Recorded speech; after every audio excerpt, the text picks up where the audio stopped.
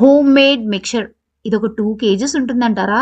నాకు దీని ఇంగ్రీడియెంట్స్ కోసం అయితే నియర్లీ 120 రూపీస్ అండ్ టైమ్ అయితే అరౌండ్ 40 మినిట్స్ పట్టిందనుకుంటాను. ఈ మిక్చర్ రోడ్ మీద పకోడీ బండల దగ్గర 120 నుండి లడ్డు గోపాల్, స్వీట్ ఇండియాలో 400-500 వరకు దీని ప్రైస్ అయితే వ్యారీ అవుతుంది. సో నాకైతే నేను చాలా డబ్బులు మిగిల్చాను అనే చిన్న సాటిస్ఫాక్షన్. ఈ హోమ్ మేడ్ ఫుడ్‌లో బడ్జెట్ ఫ్రెండ్లీ అనే కాకుండా ఇంకా 4 అదర్ బెనిఫిషియల్ ఆప్షన్స్ ఉన్నాయి. మీకేంటి కరెక్ట్ అనిపిస్తుందో చెప్పండి. సో నంబర్ 1 అయితే బడ్జెట్ ఫ్రెండ్లీ నేను ఆల్రెడీ చెప్పాను.